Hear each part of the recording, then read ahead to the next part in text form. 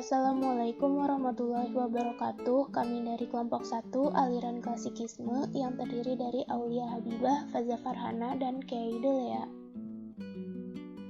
Sejarah aliran klasikisme awal mulanya muncul di Eropa pada sekitar tahun 3000 sebelum Masehi sampai abad 17 dan 18, yaitu pada zaman Yunani hingga zaman Barok dan Rokoko dengan adanya gaya arsitektur klasik Eropa. Aliran klasikisme ini sangat diminati dikarenakan memiliki arsitektur unik, klasik, dan dianggap sebagai arsitektur yang bermutu tinggi, sehingga gaya baru atau neoklasikisme seakan hilang dan aliran klasikisme semakin kuat. Pecahnya Revolusi Prancis pada tahun 1789 merupakan titik akhir dari kekuasaan feodalisme di Prancis yang pengaruhnya terasa juga ke bagian-bagian dunia lainnya. Revolusi ini tidak hanya perubahan tata politik dan tata sosial, tapi juga menyangkut kehidupan seni. Para seniman menjadi bebas dalam memperturutkan panggilan hati masing-masing, di mana mereka berkarya bukan karena adanya pesanan, melainkan semata ingin melukis saja. Aliran klasikisme adalah aliran yang menampilkan gambar secara klasik serta memiliki karakter dan ciri tersendiri. Aliran klasikisme banyak terpampang di Nusantara maupun di mancanegara. Aliran ini biasanya mengacu pada Yunani dan Romawi. Ciri khas. Yang pertama, ada lukisan terikat pada norma-norma intelektual akademis. Yang kedua, bentuk selalu seimbang dan harmonis. Yang ketiga, batasan-batasan warna bersifat bersih dan statis. Yang keempat, raut muka tenang dan berkesan agung. Yang kelima, berisi cerita lingkungan istana. Dan yang keenam, cenderung dilebih-lebihkan. Teori atau filosofi. Aliran klasikisme ini merupakan salah satu bagian dari studi klasik. Studi klasik adalah studi yang mempelajari mengenai zaman klasik dunia barat secara tradisional. Dapat mencakup sastra, filsafat, sejarah, arsitektur, arkeologi, hingga komedi Yunani Romawi yang terjadi pada masa abad pertengahan yang dimulai dari abad ke-5 sampai abad ke-15, Renaissance yang berlangsung pada abad ke-16 hingga abad ke-17, dan yang terakhir, neoklasikisme pada abad ke-18. Media aliran klasikisme salah satunya adalah dinding. Dinding adalah salah satu media yang digunakan oleh Michelangelo ketika membuat karya yang berjudul The Creation of Adam.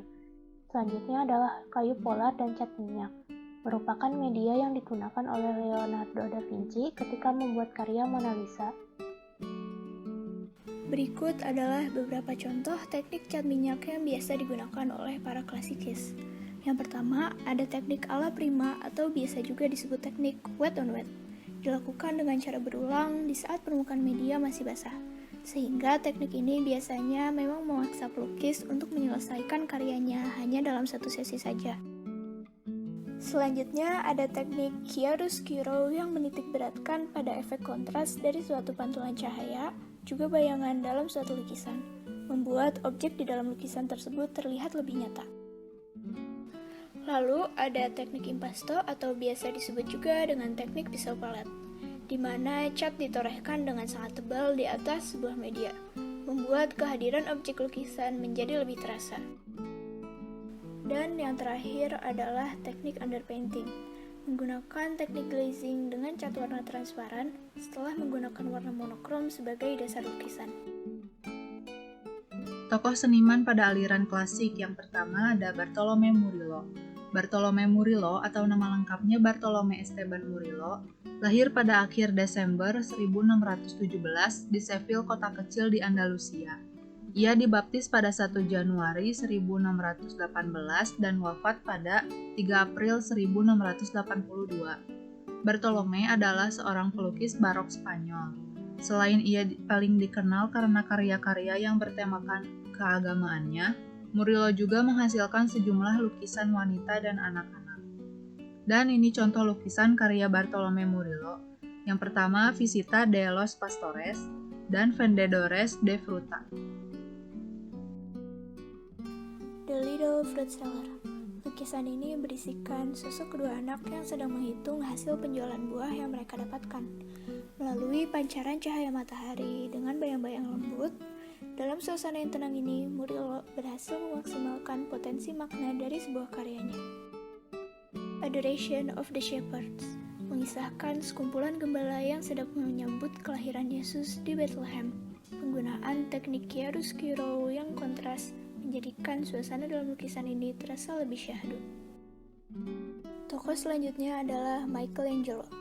Michelangelo adalah seorang pelukis, pemahat, pujangga, dan arsitek pada zaman Renaissance. Karya-karyanya memiliki pengaruh besar dalam perkembangan seni barat. Beliau juga turut disebut sebagai seniman yang paling berhasil di zamannya. Salah satu lukisan terkenal yang pernah dilukisnya adalah The Creation of Adam dan Yeremia pada abad ke-16. Apresiasi karya Michelangelo yang berjudul Yeremia. Dalam lukisan ini menggambarkan seorang Nabi Yeremia yang sedang termenung dengan pemikirannya. Lukisan ini menggunakan dinding sebagai media lukisnya, warna latar dan sekitarnya yang didominasi oleh warna putih kekuningan, warna latar yang dipadu dengan warna-warna lain sehingga tampak kontras dan terkesan halus. Apresiasi karya Michelangelo yang kedua ada The Creation of Adam. Lukisan ini menjelaskan tentang kisah yang terdapat di dalam kitab. Kejadian di dalam Alkitab terdapat dua figur utama, yaitu Tuhan dan Adam. Gambaran jari yang tidak mencapai jari Tuhan Adam secara pasif untuk memberikan jarinya mengarah kepada Tuhan. Gambaran tersebut memberikan pesan bahwa manusia adalah makhluk yang jauh lebih rendah dari Tuhan.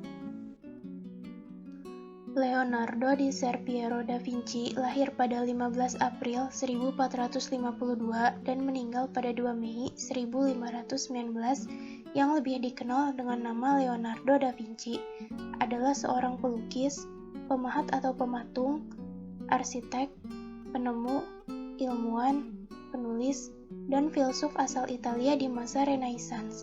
Ia sering disebut sebagai pelopor ilmu paleontologi, teknologi, dan arsitektur, serta dianggap sebagai salah satu pelukis terhebat sepanjang sejarah. Apresiasi karya Leonardo da Vinci yang berjudul Mona Lisa. Lukisan setengah badan ini menggambarkan wanita yang misterius. Wajahnya menggambarkan sebuah senyuman yang mengandung arti tertentu yang hanya diketahui oleh sang pelukis. Warna yang ditorehkan pelukis cenderung menggunakan warna yang gelap, karena salah satu hal yang paling misterius tentang Mona Lisa yaitu dimanapun arah sudut pandang, dia selalu melihat ke arah mata yang melihat. Tokoh yang keempat, Jacques Louis David.